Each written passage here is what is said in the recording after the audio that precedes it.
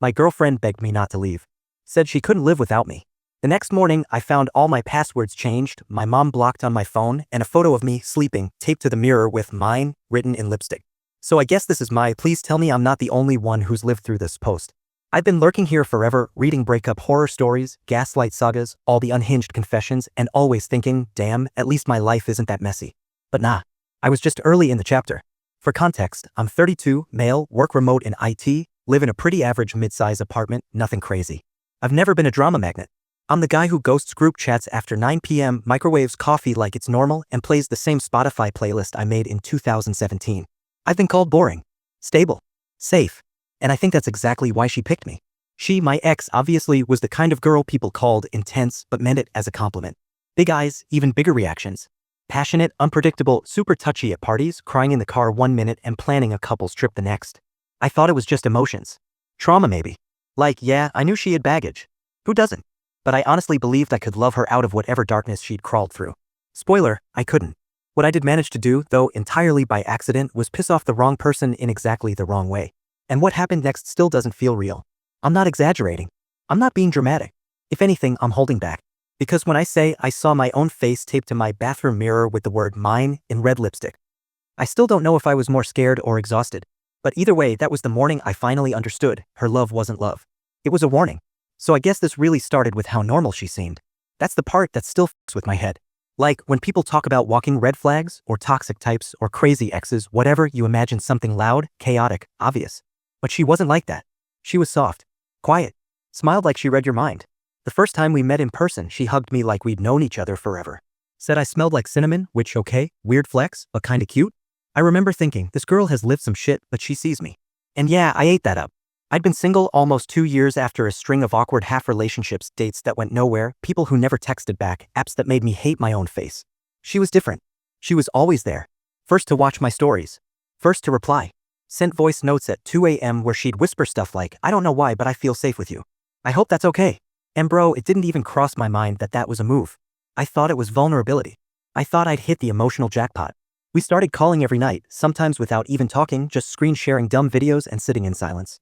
She called that co-regulation. Said I was the only person she could truly relax around. Within 2 weeks, we were calling it dating. Within 3, she told me she loved me. And look, I was cautious. I said it back after thinking about it for a whole day. But she didn't seem mad. She said, I'm just glad you're being real with me. So many people fake that shit. That was the first time I felt a twist in my gut. Like she was testing how honest I could be. And from that point on, it's like I was constantly trying to pass invisible exams. She started asking me these questions that sounded sweet but weren't. What would you do if I disappeared? Do you think I'm too much? Do you think about me when I'm not around? And no matter how I answered, she'd pause. Like she was analyzing the subtext. I stopped answering right away. Started rehearsing my replies in my head before saying them out loud. And I didn't even notice how much that changed me until I looked back months later. About a month in, she started spending the night a lot. Like, I never really asked. She just kept showing up. And at first it was nice. Having someone make coffee in the morning. Watching shows together in bed. This was amazing, NGL. But then I noticed she was putting her name on things. Like writing mine in Sharpie on a mug. Changing my Spotify display name to her baby. Rearranging my spice rack. And bro, this part sounds dumb, but she brought her own pillow and replaced mine with it when I wasn't home. Like, threw mine out and said, you needed a new one anyway, this one's better for your neck. I laughed. I let it go. But my neck wasn't the problem. She had keys to my place before I even realized I'd given them. She framed it like an emergency backup thing, just in case you ever lose yours, you know? I said, yeah, cool. And then a week later, she was inside my apartment when I got back from the gym, candles lit, dinner made. No heads up. Just surprise, like that's a thing people actually want on a Wednesday. She'd cry sometimes if I didn't compliment her outfit fast enough. I'd be brushing my teeth and she'd stand in the doorway watching me, and if I didn't say, good morning, beautiful, the second I saw her, her whole vibe would shift. And then I'd spend the rest of the day trying to fix it. Buy flowers. Say sorry. Rub her back while she fake slept through movies I wanted to watch. And the thing is, it wasn't even the intensity that scared me. It was how normal it started to feel. Like I stopped expecting peace. Stopped seeing my home as my space. I even stopped inviting friends over. Once she flipped out because my old friend, female, obviously, left a laughing emoji on my Insta story. She said, you know how that looks, right? Are you trying to embarrass me? No. I was just living. She hated my phone.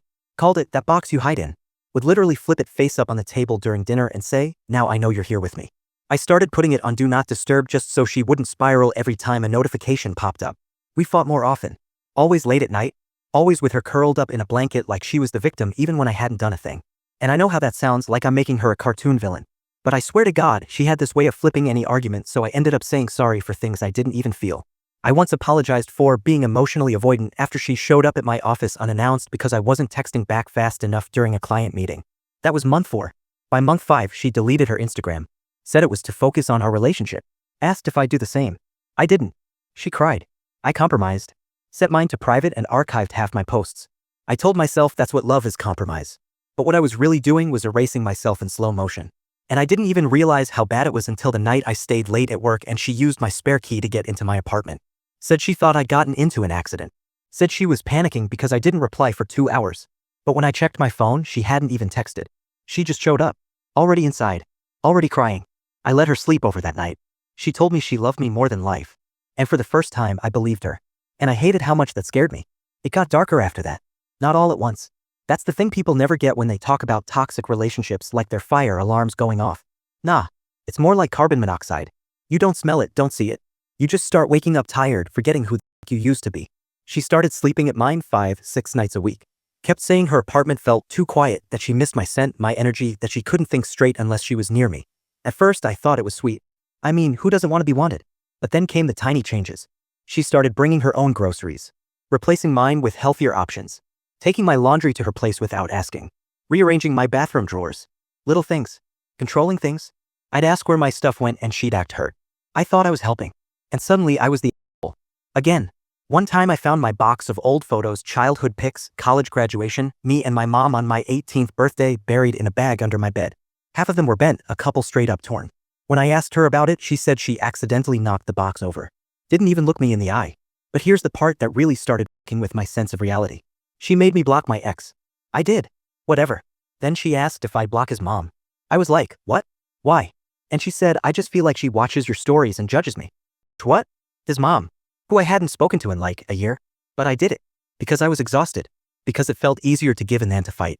She deleted my mom's number from my phone once. Said it was for my peace because apparently my mom was too enabling and made me codependent. My mom. The only person who still checked in on me regularly.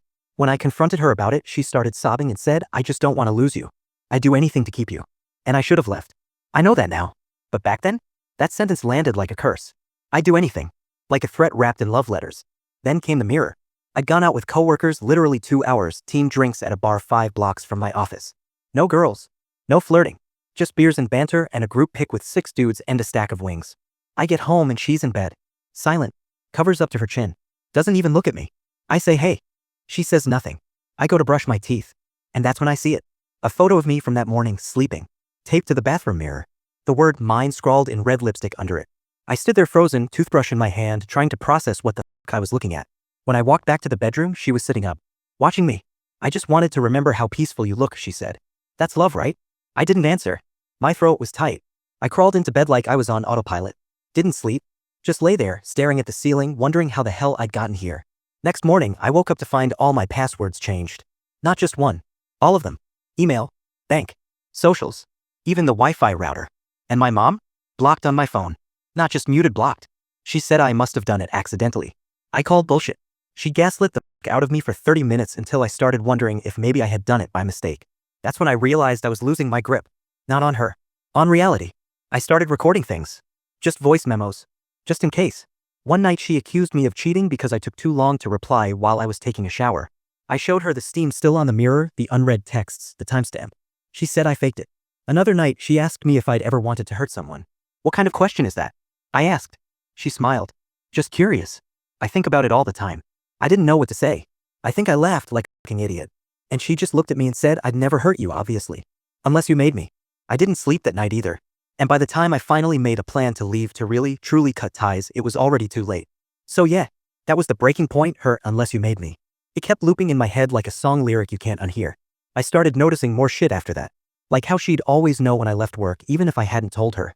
How she'd reference conversations I'd had with coworkers that I never mentioned to her. How my Alexa started blinking randomly even when I wasn't talking to it. One night I whispered her name from across the room as a test and 5 minutes later she texted, thinking of you too. I swear to God. But like a dumbass I stayed. I stayed because I thought I could outsmart it. That I could leave smart. Strategic. Clean break.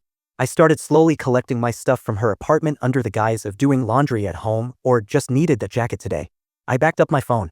Wrote down all my important contacts on paper. I even got a new email address. Burner shit. It felt like planning an escape, not a breakup.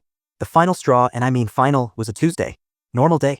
Office, emails, Starbucks run. I get home, unlock the door, and she's sitting on my couch. In the dark. With candles lit. Just waiting. Now, key detail here? I hadn't given her a key. I froze. She smiled. I missed you, she said, like we hadn't seen each other that morning. I asked her how she got in.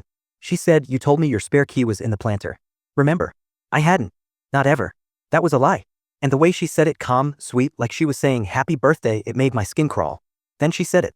The thing I'll never forget. I thought maybe if I made your place more us, you'd stop pulling away. She brought stuff. Her clothes were folded on my chair. Her toothbrush in my cup. Her shampoo in the shower. My bed, the comforter was changed. Her sheets. From her apartment. I didn't say anything. I just walked into the kitchen, grabbed my phone, and texted my coworker, emergency. Please call me in 2 minutes and act like I need to leave. Bless his soul, he did. I pretended it was a family emergency and told her I had to go. She looked like she didn't believe me. Just stared. Didn't blink for a solid 10 seconds. Then she said, I'll wait here. In case you need comfort after. I left. I didn't go back for 3 days. And when I did, the locks were changed. She had changed them. Cops told me they couldn't do much since we didn't have a lease together and there was no sign of forced entry. But I had texts, photos, voice memos. That mirror photo with the lipstick. That was the shit that finally pushed them to help me file for a restraining order. And the craziest part? She acted like I was the one who broke her. She texted me a photo of her crying with the caption, this is what you've done. Then, you said you loved me. Then, I'll make sure no one else ever does. She didn't stop. I got calls from unknown numbers. Emails from new addresses. One day I came outside and there was a box on my windshield with a photo of us and a dead bird inside. I moved. Changed cities. Took a new job under a different name. My mom still calls me weekly to check in. She keeps saying she wishes she'd noticed earlier. That she felt something was wrong and didn't say anything. I tell her it's fine. That I'm safe now. But every time my phone buzzes, my heart still skips. Every time I hear lipstick twist open, I flinch. That word on the mirror, mine, it still haunts me. Anyway, that's the story. Never thought I'd be the guy posting some real-life Netflix-level stalker saga on Reddit, but here we are. I still sleep with a bat next to my bed. Not proud of that. Just honest. And if any of you out there are feeling even 1% of the shit I described, don't wait for a dramatic moment to leave. Your quiet panic is loud enough. Updates coming, yes, there's more. Because some people don't let go even when you disappear. So yeah, I really believed moving cities would be enough. Like, I packed my shit in a weekend, signed a lease sight unseen, deleted socials, changed my number, even got a new goddamn email address. The whole thing felt dramatic, even to me. I kept thinking maybe I was overreacting. Maybe it was just a bad breakup and I let it mess with my head too much. That's what trauma does, it makes you doubt what you lived through. For the first couple weeks, things actually felt okay. I moved into this mid-rise apartment in a part of the city where nobody knew me. My new job didn't require me to show up in person much, so I worked from this little coffee shop down the block where the barista wore combat boots and the guy at the register always gave me the punch card without asking. I started jogging again. I bought plants. I even re-downloaded dating apps, though I never swiped. I just liked the illusion of normalcy. But the paranoia? It didn't fully leave. I still triple-locked my door. Still kept a bat next to the bed. Still froze every time a car idled outside too long. I chalked it up to being on edge like it had passed once my brain caught up to reality. Then the postcard came. No name. No return address. Just a photo of me sitting outside the coffee shop. Head down, iced latte in hand. You could see the time on my phone screen, 9:42 a.m. Tuesday. The photo had been taken last week. And not from across the street or something. It was close. Frighteningly close. I stared at it for 20 solid minutes before I even realized I was shaking. Then I just started laughing. Not because it was funny, it absolutely wasn't. But because it confirmed something I didn't want to believe, she'd found me. After all this time, all this effort, all this distance, she still found me. I went straight to the police. Filed a new report. Showed them the postcard, showed them the old file. They said the same shit they always say, we understand this is distressing, but unfortunately this doesn't constitute direct contact or a criminal threat. Like, what? I asked them point blank, if she shows up and stabs me, will that be enough for you to take it seriously? They didn't answer. Just scribbled on their clipboard and said, if anything else happens, let us know immediately. So yeah, I went home. Closed every blind. Unplugged my Echo. Covered my webcam with tape. Cancelled all my regular outings, no more gym, no more grocery runs, no more coffee shop. I ordered everything online and stopped answering my phone if I didn't recognize the number. I even taped a little mirror to the peephole because I read somewhere it helps spot someone standing off to the side. I started having dreams. Dreams where she was in the apartment with me. Not doing anything. Just standing. Watching. Breathing loud. Sometimes she was in the corner of the room. Sometimes at the foot of the bed. Sometimes in the bathroom and I could see her reflection in the mirror even when she wasn't physically there. I'd wake up drenched in sweat, heart pounding, breath caught halfway between scream and sob. Then came the door handle. It was around 2:30 a.m. I remember because I just finished a late shift for work and was brushing my teeth when I heard the noise. Not a knock. Not even a jiggle. Just this, deliberate slow motion like someone was pressing the handle down very carefully, trying not to make noise. Like they were testing the lock. Checking if I'd forgotten. I froze. Didn't move. Didn't breathe. I waited, toothbrush still in hand, staring at the door like it might blink first. After about 10 seconds, it stopped. I stood there for probably another hour before I finally got the courage to peek through the peephole. Nobody. No note. No sign. But I knew. I knew it was her. And suddenly everything clicked, the photo, the silence, the fact that she hadn't texted or emailed or called. Because she didn't want a digital trail. She wanted me to know she was near. Without anyone else knowing. That kind of mind. It's worse than screaming or threats. It's control. And yeah, I'll admit it, a sick, delusional part of me still wanted closure. Still wanted to know what the fuck she thought this was. Obsession? Revenge? A game? But I never got the chance to ask. Because the next time I heard from her, it wasn't her voice. It was someone else. And what they said made everything so much worse. It was maybe 5 days after the door handle incident. I was trying to keep myself functional, making checklists, setting alarms just to eat and shower, forcing myself to respond to coworkers like everything was fine. But I was unraveling. Every creak in the wall, every buzz of my phone made my chest tighten like a fist.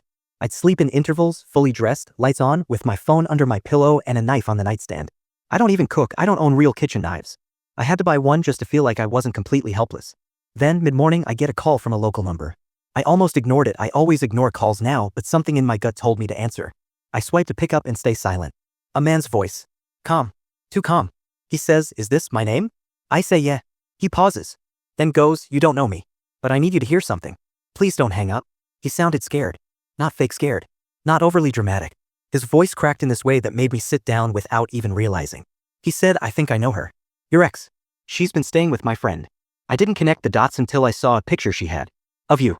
I didn't speak. I just listened. He said, "She told us you were dead." I remember that exact phrase. She told us you were dead. Like I was some character in her new backstory. Some tragic ex who couldn't handle her light. A narrative device. Then he said, "I went through her bag. There was a burner phone. And a notebook. With addresses. One of them was yours. She had your f***ing building layout sketched in the margins." My heart actually stopped for a second. He kept talking. Said his friend had been letting her crash for a few weeks. That she was off, but they didn't ask questions. Said she told different stories to different people, that she was recovering from a divorce, that she was in witness protection, that her ex was stalking her. He said she would vanish for days at a time, come back with random bruises or scratches, and refuse to explain. He said she laughed in her sleep. He told me she'd left suddenly the night before. Took all her shit. Didn't say where she was going. I asked him why he was calling me. Why now? And he said, "Because when I saw that sketch, the one of your building, she'd drawn little arrows. Exit points. Timings. And under one of the drawings she wrote, he thinks he's safe now." I swear I stopped breathing. He told me he was going to the cops too. Said he just wanted me to be prepared. That he didn't know what she was capable of, but it felt like something was building. Like she was planning something and didn't want anyone in the way. I thanked him. Or I think I did. I honestly don't remember if I said anything at all. My hands were numb by the time I hung up. I didn't leave my apartment for 3 days after that. Just paced. Watched. Waited. And I started thinking about the way she used to look at me, not during the fights or the crying fits, but when things were normal. Like she was studying me. Mapping my habits. My weaknesses. Like I was already a memory and she was rehearsing how to tell the story. And now I don't know what's worse, her silence. Or the idea that she's somewhere out there, still writing the next chapter. Update 2 coming soon, and yeah, I really wish this was the end. So yeah, I really thought the worst had passed. After that call, the one where the guy told me she'd been lying to people, saying I was dead, showing them sketches of my damn building, I basically shut down my life. Went off the grid. Deleted every trace of myself online. Moved cash only. Bought this cheap-ass burner that looks like it came out of a 2007 movie. Even started taking different routes home every day, just in case. I wasn't living. I was surviving. And at first, I told myself that was okay. That it was temporary. That she'd get bored or distracted or, I don't know, finally get help. But then came the email. No subject. Just one image. Me. In the park. From behind. You can't even see my face, but I know it's me. I'm wearing my old gray hoodie, headphones in, walking that loop by the duck pond I always go to when my anxiety spikes. Timestamp? The day before. Time? 6:17 p.m. I don't even know how long I sat there staring at that screen. Like, yeah, maybe she followed me. Maybe she's still watching. But the photo? The angle of it? That wasn't from across the street or behind a bush. That was taken close. Like right behind me. Like I could have turned around and she would have been standing there. I took it to the cops again. I was way calmer than I should have been, almost numb. Showed them the pic, told them everything. This time they didn't just shrug. They started a report. Asked if I had any idea where she might be. I didn't. And they didn't either. And that's what scared me most, they couldn't find her. No address, no employer, no official records since the hospital stay. She was like smoke. A few quiet days passed after that. Then one night, I get home and there's a little cardboard box propped neatly against my door. No label. No tape. Just sitting there like some kind of invitation. I stood staring at it for like 5 minutes. My first instinct was to just fucking leave, go to a hotel or something, but my curiosity got the better of me. I grabbed gloves, opened it on my balcony just in case it exploded or whatever. Inside? A cheap plastic USB drive. My stomach dropped so hard I felt dizzy. I booted up my old offline laptop, the one I haven't connected to the internet since 2015, and plugged it in. Just one file. No title, no extension. Just static video. I opened it. And I swear to God, I felt my soul leave my body. It's me. In bed. Sleep. From above. Which makes no sense because the angle. It's not from the window. It's from inside. Like up in the corner, looking down. Like it was hidden in the smoke alarm or air vent. It's grainy low-res, but it's me. You can see me shift in my sleep. You can see my stupid dinosaur print blanket. And in the corner, there's movement. The tiniest flicker of something. I zoomed in. A figure. Just barely, like a silhouette stepping back into shadow. Like she was there, watching, and just barely didn't get caught on camera. I wanted to throw up. I sent the whole thing to the cops, dropped everything off with them, even let them tear through my apartment with thermal cams and scanners. They found the smoke detector had been tampered with. Wires clipped, a tiny screw missing. I hadn't noticed. Who the hell would? They said it wasn't enough to charge her, not without finding her, but it was enough to escalate the case. It's officially a domestic stalking with credible threat file now. Which yay, I guess. I moved again. New state. New name on the lease. Landlord doesn't even know my real last name. I use grocery store gift cards for food and keep a packed bag by the door. I'm not dramatic. I'm f***ing prepared. Because wherever she is, she hasn't stopped. And now she knows I'm scared. So yeah, you'd think after that, after finding out someone was literally standing in my room while I was sleeping, I'd hit my breaking point. But apparently my threshold for terror is wider than I thought. Because then came the voicemail. It was 3 days after I handed the USB to the cops. I was already out of that apartment, crashing with an old friend who owed me a favor. Burner phone rings. Unknown number. I don't answer, obviously. But there's a message. I didn't want to listen. I really didn't. But curiosity, that stupid self-destructive reflex in me, won. I hit play. It was her voice. But not like before. She sounded calm. Soft. Almost tender. Like she was reading a bedtime story. And she said, I don't blame you. You never saw it. You were always too kind, too tired. But now you're awake. Now you see me. Click. That was it. No threats. No yelling. Just that. I sent it to the detectives. They traced the number to a burner bought in cash 3 towns over. No cameras. No prints. No trail. Again. It's like she's always one step ahead, like she wants me to know she's there, but never close enough to grab. Like it's a game, and she's just letting me breathe long enough to think I've won. But here's where it gets really. That same day, I got a package from my mom. Forwarded to me through 3 addresses. Inside was a Christmas card. One of those generic glittery snow scene ones. No message inside, just a photo. Of me. As a kid. Must have been 7 or 8. I'm on a swing. Parked near my old school. The back says, 1999. We never had that photo. I asked my mom. She doesn't remember it. She swears she never had it. Says it must have been taken by someone else. That's when I realized something. She's not just obsessed with me now. She's been watching for years. I don't know how. I don't know why. But she's built her whole reality around me like I'm her origin story, her North Star. And now that I've stepped out of orbit, she's spiraling. I'm staying offline for a while. The cops are still in touch. They say be vigilant, which is rich considering I sleep with a kitchen knife now. I've got backup drives. A folder with every message, every file, every photo. If anything happens to me, a bunch of people are under strict orders to upload it everywhere. Because if she ever comes back in person, I won't be surprised. I'll be ready. And yeah, I guess that's the end of this update. For now. If you've made it this far, lock your doors. Trust your gut. And don't ignore weird vibes just because they're quiet. So yeah, that's everything for now.